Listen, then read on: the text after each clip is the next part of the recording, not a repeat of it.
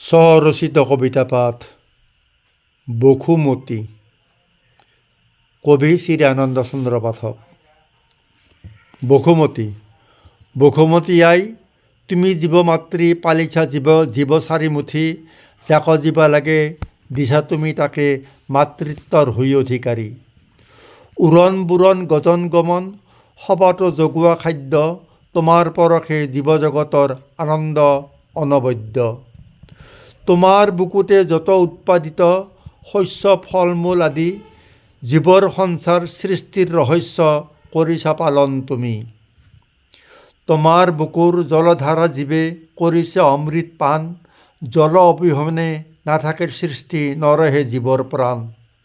দশ দিশে বলয় তোমাতে ৰময় সমস্ত প্ৰাণীৰ বায়ু, আৰু অবিহনে একোজি নাথাকে চৰাচৰ জগতৰ আয়ু। ডাৱৰ বৰষুণ বতাহ ধুমুহা তোমাতে উৎপত্তি লয়, সূৰ্যৰ কিৰণে ধৰণীৰ বুকুত সিঁচি দিছে অমৃতময়।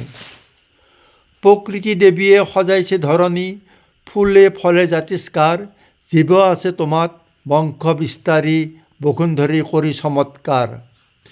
সিংহ হাতী বাঘ যত জীৱ বাস, আশ্ৰয় তোমাতে লৈ বঢ়াইছে সৌন্দৰ্য, সবাৰো মাধুৰ্য মোহিত তোমাকে চাই।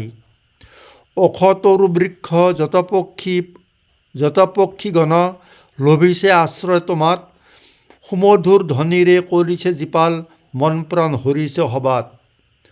তৰু তৃণ বৃক্ষ লতা গুল্ম আদি ফুলে ফলে সুবাসিত, ভ্ৰমৰা মৌমাখি সুললিত বিননি সাজিছে সৰগ মৰতত।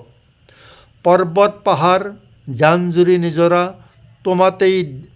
তোমাৰেই দেহ অংগ, সাধিছে কল্যাণ পৰিপূৰ্ণ জগত প্ৰবাহিত অফুৰন্ত ৰংগ। মৎস্য আদি কৰি সমস্ত জলচৰ আছে মনে মহাৰংগে, বিনন্দিয়াৰ সৃষ্টি তোমাতে মাতৃ তুমি আছা সবাৰে সংগ। ব্ৰাহ্মণ ক্ষত্ৰিয় বৈশ্য শূদ্ৰ চাৰি সবাৰো মাতৃ তুমি, কৰি প্ৰতিপালন সবাৰো প্ৰয়োজন সৌম্য ভাৱ মূৰ্তি ধৰি। বসুমতী আই তুমি দিয়া ঠাই তোমাত ৰহক সুশোভন, কৰ্মমুখী হওক সমস্ত জগত ৰচক তোমাৰ জয় গান।